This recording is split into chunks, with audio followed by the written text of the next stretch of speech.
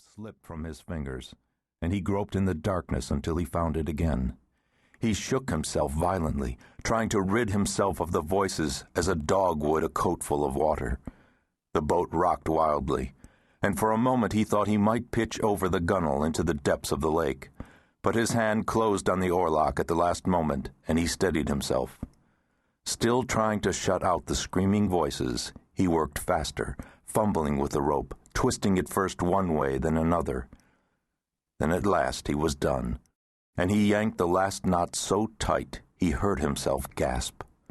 And in that gasp, he heard his own voice, his last scrap of humanity. It had been a long time since he'd felt human, since he'd had even a memory of who he really was. The cacophony of screaming voices had long ago drowned out all but the last vestiges of the man he had originally been. Yet now, with the rope still burning in his fingers, those final vestiges of his humanity gave him strength to resist the commands of the voices. Keeping the boat carefully balanced, he lifted the crayfish trap and the cement blocks so they were balancing on the gunwale. Sensing what was about to happen, the voices rose once more, the woman's voice towering over the rest as she roared her fury at what he was doing. He felt his resolve weaken, and he reached for the trap as if to pull it back inboard.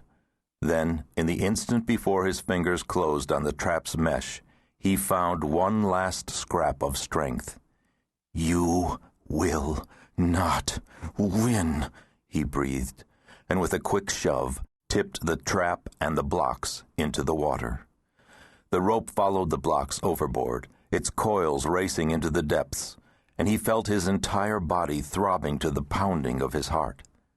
He'd won. But even as he felt the flush of victory, the rope went taut, and he felt it jerk on his waist. Before he could react, before he could reach for the oarlock that had saved him a few moments ago, he plunged over the side and into the freezing water. Too dark. It had been too dark, and when he'd fumbled with the rope, somehow tied it around himself. "Too bad," the woman's voice mocked. "We told you not to. We told you. But we don't need you.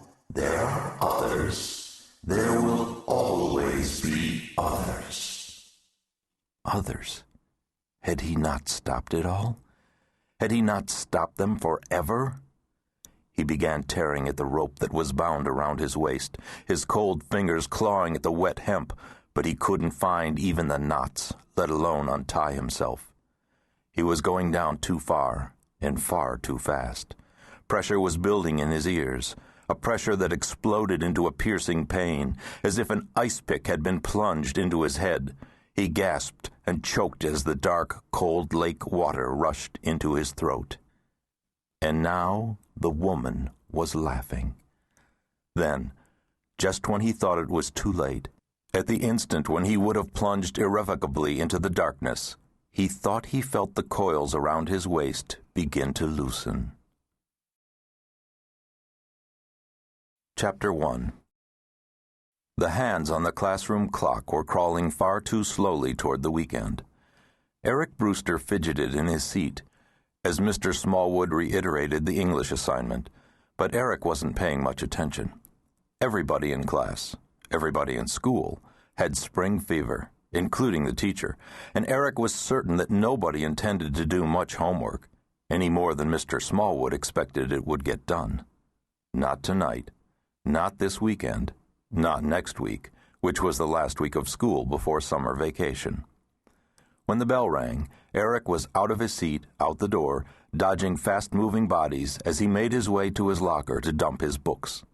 Long summer evenings weren't made for studying, and he was already thinking about the possibilities when Kent Newell started working the combination to the locker next to his, which meant that Tad Sparks, the third member of the triad that had formed in kindergarten and was still thriving in the next-to-last year of high school, wouldn't be far behind.